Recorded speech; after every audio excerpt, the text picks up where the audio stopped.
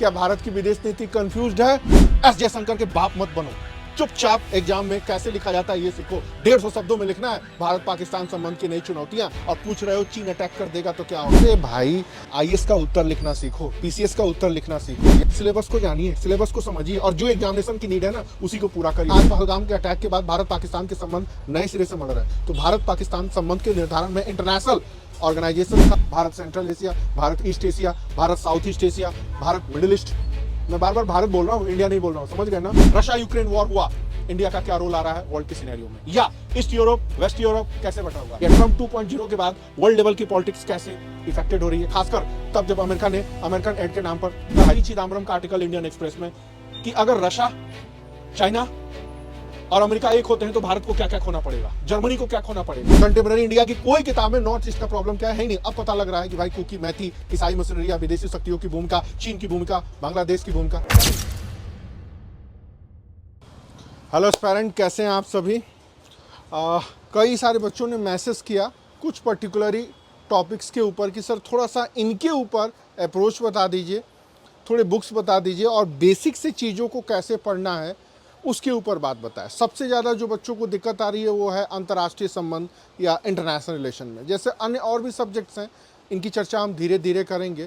तो आज हम लोग बातचीत कर रहे हैं आईआर, इंटरनेशनल रिलेशंस के बारे में, कि पीटी में, मेंस में कैसे प्रश्न आते हैं, किस प्रकार ट्रेंड बदल रहा है, आईएएस का अप्रोच क्या है, पीसीएस का अप्रोच क्या है, पीसीएस में भी बीपीएससी का अप्रोच, यूपी पीसीएस का अप्रोच और अन्य स्टेट पीसीएस के अप्रोच में क्या डिफरेंसेस है, क्या सिमिलरिटीज़ है, और किताबों की श्रृंखला कड़ी में कौन सा किताब बेहतर है। कई सारी किताबें उभर करके सामने आई, और इसी की श्रृंखला कड़ी में एक विली पब्लिकेशन की किताब आई, न्यू जर्सी अमेरिका की यह पब्लिकेशन है। जैसे आपने मैग्रा हिल का नाम सुना होगा, आइडिया प्रेस का नाम होगा, उसी तरह ये भी है। और इसके 3 राइटर दिख रहे हैं इसमें, जिसमें एक आईपीएस हैं, अभिषेक बाबू, बिहारी बाबू हैं, उत्तर प्रदेश के बिजनौर जिले में अभी आईपीएस के रूप में नियुक्त हैं, और 2 इनके सहायक राइटरों में एक वर्मा जी हैं और एक समथिंग झा जी। वर्मा जी हमारी तरह एक टीचर हैं और झा जी झारखंड में एक लेक्चरर है। जब किताब मैंने पढ़ा, थोड़ा देखा, समझा, मुझे थोड़ी अच्छी लगी इसमें, क्योंकि बिल्कुल नई किताब है। कई सारे थॉट्स पर इन्होंने बहुत बेबाकी से चीज़ों को लिखा है, मैप्स बहुत अच्छे तरीके से दिए हैं, तो थोड़ा सा मुझे अच्छा लगा। मैं इसकी तुलना अभी और करूंगा इसके बारे में। फ़िलहाल कुछ अन्य और किताबों के बारे में आते हैं। एक बच्चा जो कुछ भी नहीं जानता आईआर के बारे में, बेसिक चीज़ें जाननी है कि भाई अंतर्राष्ट्रीय संबंध है क्या, या भारत के पड़ोसी देशों के साथ संबंध, या Bharat central Asia, Bharat Europe, Bharat America, Bharat Australia. वो क्या करते हैं कि वो एक पतली पतली किताबें खरीद लेते हैं, चाहे वो पीडब्ल्यू का हो और चाहे विजन का। उसमें उनको इन्फॉर्मेशन तो मिल जाती है, बट अंडरस्टैंडिंग नहीं बन पाती है। अभी कुछ दिन पहले मैंने देखा प्रतियोगिता दर्पण वालों ने कुछ चीज़ें निकाली मेंस बूस्टर के नाम से, आईआर को बहुत अच्छे से कवर किया उन्होंने। लेकिन इसमें सबसे बड़ी दुविधा ये है कि ये मैटर इतना ज़्यादा है और बच्चे को लिखना है 200 शब्द, कैसे समझ में आएगा। और ये मैटर दिखा रहा है भारत और पाकिस्तान संबंध, और समस्या ये आ रही है कि भारत के पड़ोसी देशों में जो भी बदलाव हो रहे हैं उसमें चीन और वैदेशिक देशों की क्या भूमिका है, या फिर भारत बांग्लादेश संबंधों में चीन और वैदेशिक शक्तियों की भूमिका, या भारत और म्यांमार के संबंध में अंतर्राष्ट्रीय राजनीति का प्रभाव। इस तरह के प्रश्न मेंस में आ रहे हैं, और मुझे बड़ा दुख होता है, क्योंकि मैं खुद आईआर पढ़ाता रहा हूँ, कि इस तरह के एनालिटिकल प्रश्न को बच्चे कर ही नहीं पाते हैं। अभी 2-3 दिन पहले बीपीएससी का पेपर हुआ, मैंने दर्जनों बार बोला था डोनाल्ड ट्रंप 2.0, मणिपुर, बांग्लादेश ये पढ़ के जाना, रशिया यूक्रेन भी पढ़ के जाना। अब समय के साथ चीज़ें बदलते रहती हैं। जैसे रूस यूक्रेन युद्ध के कारण, रूस यूक्रेन युद्ध से वर्ल्ड लेवल की संस्थाएं कैसे इफेक्टेड हो रही हैं, और रशिया और यूक्रेन युद्ध से अब कैसा वर्ल्ड का सिनेरियो बदल रहा है। मतलब हर 2 साल 3 साल पर चीज़ें बदलती रहती हैं। अब इसी चीज़ को बताने के लिए जो एक बेसिक बुक है ये, और इंटरलॉग मैन की ये किताब अब अच्छी होने के बाद भी सिविल सर्विसेज के लिए उतनी यूज़फुल नहीं है। दूसरे हैं आपके पूप जी, नाम सुने होंगे, पुष्पेश पंत, जिसको हम लोग व्यंग से पूप जी बोलते हैं। हम लोग जब ग्रेजुएशन और पीजी में थे तो इनकी किताब हम लोगों के लिए भगवत गीता की तरह थी। लेकिन थोड़े बड़े हुए, थोड़े से बुद्धि आई, तब पता लगा 2 कौड़ी के राइटर हैं, जेएनयू का बस ठप्पा लग गया है। इनके जो बेटे हैं लंदन किंग्स कॉलेज में, हम लोग का आर्टिकल छटवा के उनके आर्टिकल छपते हैं। आजकल जलेबी के ऊपर, पकवान के ऊपर लेक्चर देते हुए मिल जाएंगे। हाँ, किताब इन्होंने बड़ी अच्छी लिखी है। बट आईआर के बारे में जब कोई किताब नहीं होती थी तो इनकी किताब सबसे मशहूर मानी जाती थी, आज भी है। लेकिन इसको पढ़ने के बाद आईएएस का कोई क्वेश्चन आप लिख ही नहीं पाएंगे, समझना तो दूर की बात। कारण इनका लेवल बहुत ऊपर है, इसीलिए मैंने बोला किताब अच्छी नहीं है। विद्वान लोगों की ज़रूरत इस सेक्टर में नहीं है। यहाँ पर उस टाइप के राइटर या विचारक की ज़रूरत है जो आपके आईएएस या पीसीएस के क्वेश्चन को लिखना सिखा दे। आपको एस जयशंकर नहीं बनना। कई बार तो क्लास में मेरे से बच्चे पूछते हैं, सर अगर चीन ने अटैक कर दिया तो क्या होगा? मैं सीधे बोलता हूं, अबे एस जयशंकर के बाप मत बनो, चुपचाप एग्जाम में कैसे लिखा जाता है ये सीखो। 150 शब्दों में लिखना है भारत पाकिस्तान संबंध की नई चुनौतियां, और पूछ रहे हो चीन अटैक कर देगा तो क्या होगा? एस जयशंकर के बाप बनने की होड़ क्यों बची हुई है? ये हिंदी बेल्ट की एक बीमारी है कि हर चीज में अपनी खोपड़ी लगा। सर अगर डोनाल्ड ट्रंप ने अटैक कर दिया तो, ऐसे हो गया तो, वैसे हो गया तो। अरे भाई, सिलेबस को जानिए, सिलेबस को समझिए, और जो एग्जामिनेशन की नीड है ना उसी को पूरा करिए। पूरा मुखर्जी नगर इस तरह के, मैं बोलना नहीं चाहता, समझ गए ना, भरमा भरमा हुआ है। आईआर के बारे में नॉर्मल अंडरस्टैंडिंग डेवलप करनी है। ये भी किताब है, खन्ना साहब की है, बहुत अच्छी किताब है, ठीक ठाक किताब है। इंग्लिश में एक बेहतरीन राइटरों की श्रेणी में है, देख सकते हैं आप। एस चंद वालों की है, मुझे कुछ खास नहीं लगी। धारीवाल की भी है, ये PSIR उन लोगों के लिए अच्छी है। मल्होत्रा की भी किताब है, ये भी पॉलिटिकल साइंस वालों की अच्छी है। जीएस की बात करूं तो मुझे सिर्फ 2 किताबें अच्छी लगी, एक खन्ना की और इनसे भी अपडेटेड विली पब्लिकेशन के इस राइटर की। पुनः वापस आते हैं इनके बारे में। अभिषेक बिहारी बाबू हैं, IPS हैं, कालीकट से पढ़े हुए हैं। उन्होंने इस किताब को एडिट किया है। पूरी किताब को पढ़ने के बाद, 585 पेज की किताब पढ़ने के बाद, मैं देखना चाहता था कि भाई IPS हैं तो लिखे क्या हैं तो इंजीनियरिंग बैकग्राउंड के। इन्हीं के एक बाल सखा हैं, क्या नाम है, सौरभ वर्मा जी, और एक और भी हैं झा जी, जो झारखंड में लेक्चरर हैं। पूरी किताब को पलटने के बाद 5 बातें हैं जो ये किताब सबसे अलग है। पहली बात, जितनी भी किताबें हैं वो सिर्फ पॉलिटिकल साइंस या PSIR को देख करके लिखी गई हैं। कोई ऐसी पुस्तक नहीं है जो विशुद्ध रूप से IAS और PCS के GS के सिलेबस को कवर करती हो। यह किताब इस मानदंड पर 100% खरी उतरती है। IR की जितनी भी बुक्स हैं वो आपको विद्वान बनाती हैं, दूसरे शब्दों में कहें तो एस जयशंकर का बाप बना करके छोड़ देती है। लेकिन यह किताब IAS और PCS में 60% नंबर कैसे लाए ये सिखाती है। IR में दिन प्रतिदिन की घटनाएं कैसे बदल रही हैं, कैसे संबंधों का दायरा बदल रहा है, संबंध किस ओर जा रहे हैं और इन संबंधों पर IR को कैसे पढ़ना है, यह बात सिर्फ ये पुस्तक सिखाती है। IR की किताबों में flow chart, diagram, fact, figure, data, report, ये चीजें नहीं होती हैं। एक स्टूडेंट भी इनको नहीं समझ पाता कि IR के क्वेश्चन में कैसे चीजों को लिखना है। बट ये पुस्तक ये सारी कमियों को पूरी करती है। PT के लिए क्या पढ़ना है, मेंस के लिए क्या पढ़ना है, कितना पढ़ना है, किस तरह पढ़ना है, IAS और PCS में किस प्रकार के क्वेश्चंस आ रहे हैं और उनके लिए उत्तर को कैसे लिखना है, ये सारी बातें यह पुस्तक बताती है। भारत के पड़ोसी देशों के साथ संबंध कैसे बदल रहे हैं, चाइना का क्या रोल आ रहा है और कैसे चीजों को धीरे धीरे मोड़ा जा रहा है। Bharat central Asia, Bharat east Asia, Bharat south east Asia, Bharat middle east. मैं बार बार भारत बोल रहा हूँ, इंडिया नहीं बोल रहा हूँ, समझ गए ना, भारत ही बोलूँगा। Bharat Europe, Bharat America, Bharat Australia.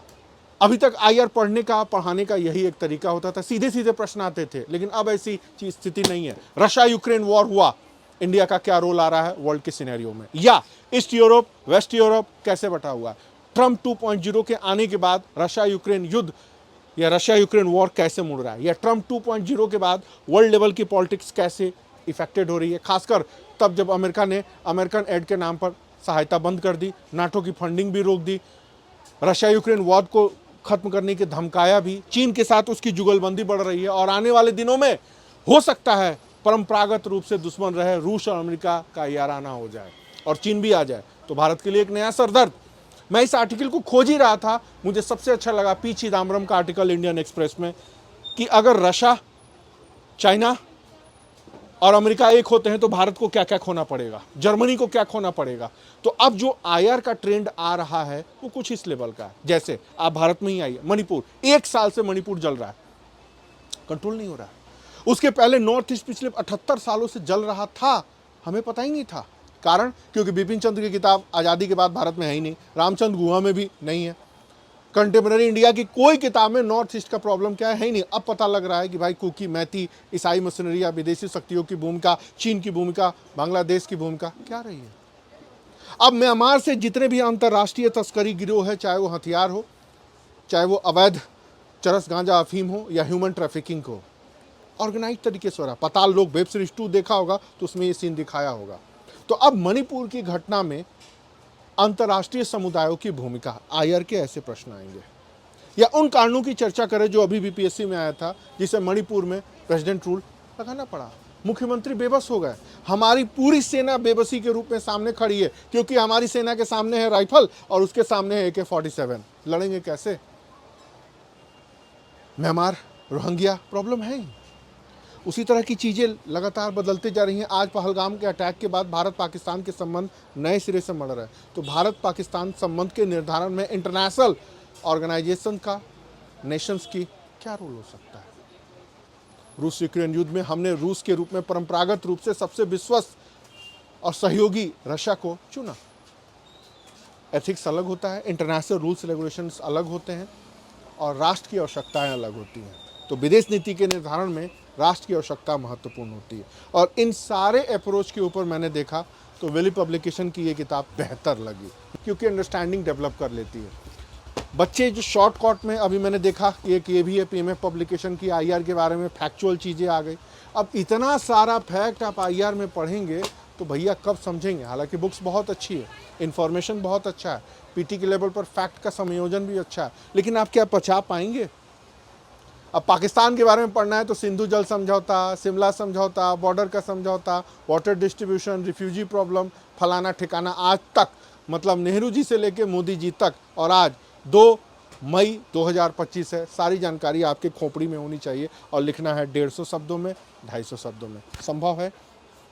अब वो दिन गए जब नेहरू कालीन विदेश नीति, इंदिरा कालीन, मोदी कालीन विदेश नीति पर सवाल आते थे। अब सवाल आते हैं करंट गवर्नमेंट पॉलिसी पर। लेकिन इसका ये मतलब नहीं है कि आप ट्रेडिशनल चीज़ें छोड़ दें या ट्रेडिशनल चीज़ों को इग्नोर कर दें। आपको ट्रेडिशनल चीज़ों के ऊपर व्यू बनानी ही बनानी है। 3 से 4 प्रश्न आते हैं मेंस में, और उसमें आप अच्छा लीड ले सकते हैं। मैंने डंके की चोट पर कहा था, Trump 2.0, Manipur, Pakistan, Russia, Ukraine, ये 4 टॉपिक पढ़ लो, फंस जाएगा। और यही चारों टॉपिक आया। मुद्दा प्रश्न फंसने का नहीं है, मुद्दा है उसमें आपका कंटेंट क्या आ जा रहा है, आप कितने डायमेंशन कलेक्ट कर रहे हैं। जैसे इमर्जिंग इंडिया, कहीं से इमर्जिंग इंडिया नहीं हो रहा है, बट अगर आप इस चीज़ को डिस्कस करेंगे तो आप बताएंगे कि इंडिया डेवलपिंग कंट्री का लीडर है, इंडिया G20 का लीड कर रहा है, इंडिया WTO के रूल्स रेगुलेशन के विरुद्ध आवाज़ उठा के पूरे डेवलपिंग कंट्री को साथ लेके ग्लोबल वार्मिंग में दिख रहा है, डेमोक्रेटिक कंट्री है, एक बड़ा विशाल बाजार भी है, फास्टेस्ट ग्रोइंग कंट्री भी है, चाइना के इमर्जिंग को बैलेंस करने में इसका रोल हो सकता है, इंडिया की ज्योग्राफी साउथ एशिया में सबसे इंपॉर्टेंट रोल प्ले कर सकती है, हिंद महासागर को प्रोटेक्ट करने में इंडिया का रोल है, साउथ एशियन पैसिफिक के एरिया में पीसफुली एक्टिविटी को अरेंज कराने में इंडिया का रोल है। ऐसे दर्जनों भूमिकाएं हैं, आपको 10 पॉइंट्स निकालने हैं। अब हमारे से टीचर तो इसको 2 मिनट में समझा देते हैं, बट एक बच्चा जो आईआर कुछ नहीं जानता, ऐसे ऐसे मेरा मुंह ताकता है। एक दिन उसने पूछा, सर ये क्वाड क्या होता है? मैंने अपना सर पीट लिया। फिर किसी ने पूछा, सर एससीओ और क्वाड में क्या लफड़ा है? क्या भारत की विदेश नीति कंफ्यूज्ड है? तो मैंने कहा भैया फिर जयशंकर के बाप मत बनो, आईएएस का उत्तर लिखना सीखो, पीसीएस का उत्तर लिखना सीखो। यहाँ सब एस जयशंकर के बाप बने रहते हैं। अरे भाई, इस प्रश्न का उत्तर जयशंकर साहब के पास भी नहीं है कि इंडिया के फॉरेन पॉलिसी क्या कंफ्यूज्ड है क्या? इंटरनेशनल लेवल की सारी मैगजीन, द डिप्लोमेट नामक की किताब है, इंटरनेशनल लेवल की मैगजीन की बेहतरीन पुस्तक मानी जाती है। उसमें एक बात कही गई थी कि Indian foreign policy totally confused है। बात भी सही है। एक तरफ आप चाइना से याराना दिखा रहे हैं, एससीओ में मीटिंग में जा रहे हैं, और दूसरी तरफ आप चाइना के विरुद्ध क्वाड में जा रहे हैं। तभी तो अमेरिका ने हमको लतिया करके ऑकस बना लिया, या क्वाड 2 के नाम पर ऑकस की घोषणा कर दी। सच्चाई तो यही है, बट ये बातें नहीं लिखनी है, ये बातें आपको बोलनी भी नहीं है। और यही बातें मैं पिछले 3 सालों से अपनी पुस्तक में कह रहा हूँ। हालांकि इस पब्लिकेशन की भी एक किताब है, श्रुति गौड़ा की, मेंस आंसर राइटिंग की, बट मेरे स्टूडेंट ने कहा कि भाई सर, उनसे ज़्यादा बेहतर आपकी किताब है। हो सकता है हो, जब वो कह रहे हैं तो होगी, अब मैं खुद अपने मुंह से कैसे कहूँ। लेकिन फिर भी आईआर की किताबों में ये एक नई किताब, Wiley publication, New Jersey, America से आई हुई की पब्लिकेशन है। वहाँ से 500 आई थिंक 85 पेज की किताब है। पीछे प्रीवियस ईयर्स के क्वेश्चन भी दिए हुए हैं, जिनका बेस बिल्कुल नहीं है। जो अभी तैयारी स्टार्ट कर रहे हैं वो लोग इस पुस्तक को गहराई से पढ़ सकते हैं। ध्यान रखिएगा, आईआर को डिटेल पढ़ना इसलिए भी ज़रूरी है क्योंकि इसका यूटिलाइजेशन ऐसे में, इसका यूटिलाइजेशन आपका इंटरव्यू में, इसका यूटिलाइजेशन आपको कहीं भी कोई बात रखने में, कहने में, इसका यूटिलाइजेशन डे टू डे की जितनी घटनाएं होती हैं उसको एक्सप्लेन करने में ज़रूरी है। इसलिए आईआर पढ़ना आपके लिए कंपलसरी भी है, ज़रूरी भी है और एक बाउंडेशंस भी है। इसके अलावा एक बात और भी है, PSIR खूब हिट रहा है। वैसे मेरा भी PSIR था, मैंने एक बार में छोड़ दिया, इतना लंबा सिलेबस क्या करें। बट ऑप्शनल अगर आपका पॉलिटिकल साइंस है, हालांकि हिंदी वाले पॉलिटिकल साइंस बोलते हैं, इंग्लिश वाले PSIR बोलते हैं, तो मैं कहूँगा आपके लिए कंपलसरी है चीज़ों को पढ़ना। आप इसे भी पढ़ें, खन्ना की किताब भी बेहतरीन है, विश्वास भी बेहतरीन है, बट इन सबको किनारे करिए। विली अच्छी है और खन्ना को भी बेस बना सकते हैं, लेकिन फ़िलहाल विली से दिल लगा सकते हैं। ठीक है, अच्छी लगी। अब चूंकि मेरे साथ एक कमजोरी है कि कोई भी नई किताब आती है ना तो मैं उसको पलटता जरूर हूँ। मैंने इस पूरी बुक को पढ़ा तो देखा मिस्टर IPS ने लिखा क्या है। दूसरा, ये जो सौरभ वर्मा है इन्होंने क्या लिखा, या जो समथिंग झा जी हैं इनके राइटिंग में और इनके राइटिंग में क्या अंतर है। हम जैसे जो 15-20 सालों से जो टीचर्स पढ़ा रहे हैं ना, वो किताब को पलटने के बाद देख के बता सकते हैं कि भाई इसमें क्या है क्या नहीं। जैसे जब ये किताब लिखी गई थी तभी मैंने मैकग्रा हिल के पब्लिकेशन से कहा कि पुष्पेश पंत पूप जी की किताब नहीं चलेगी। क्यों? क्योंकि इन्होंने एकदम हाई फाई किताबें बात कही है।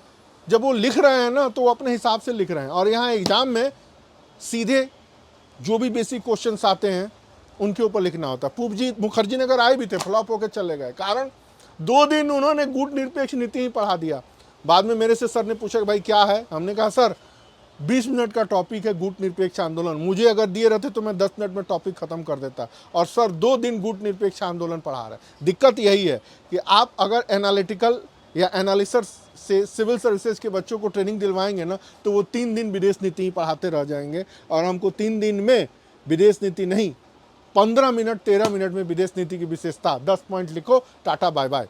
250 शब्द में लिखना है IAS में, या 150 शब्दों में लिखना है, या फिर UP PCS में आपको 125 और 200 शब्द में लिखना है। तो ध्यान रखिएगा, आपको विद्वान बनना है या S जयशंकर के बाप बनना है, और या फिर IAS क्वालिफाई करना है। 2 अपनी कैटेगरियां जरूर निर्धारित कर ले। अगर क्वालिफाई करना है, PSIR में अच्छे नंबर लाने हैं तो बिल्ली से दिल लगा सकते हैं। हाँ, S जयशंकर के पिताजी बनना है तो आप दर्जनों किताबें पढ़ लीजिए, डिप्लोमेट मैगजीन पढ़ लीजिए, वर्ल्ड फोकस पढ़ लीजिए, पुष्पेश पंत पूप जी की एक बेवकूफ़ और मूर्ख हैं किंग्स कॉलेज वाले, उनको भी पढ़ सकते हैं। तो पढ़ने की कहीं कोई सीमा नहीं। इंडियन एक्सप्रेस भी पढ़ लीजिए, फिर उसके बाद द हिंदू भी पढ़ लीजिए, खूब सारी जानकारी लीजिए, एनर्जी लीजिए, पूरे वर्ल्ड की पॉलिटिक्स अपने अंदर लेकर के आइए। 3rd वर्ल्ड वार के सपने देखिए, बट एग्ज़ाम नहीं निकलेगा। तो एग्ज़ाम निकालने के लिए ज़रूरी है, कंपलसरी है कि अपने नॉलेज को बांधिए। दूसरा, अपने नॉलेज को लिमिटेड करिए। तीसरा, सिलेबस को समझिए। चौथा, एग्जाम के ट्रेंड को समझिए। चौथा, पांचवा जो प्रश्न पूछे जा रहे हैं उनकी आंसर राइटिंग करिए। और 7वां, सबसे बड़ी बात, ध्यान रखिए कि उत्तर को कैसे लिखना है। बस और कोई बात नहीं है। समझ में आया तो अच्छी बात, ना आए तो सुभान अल्लाह।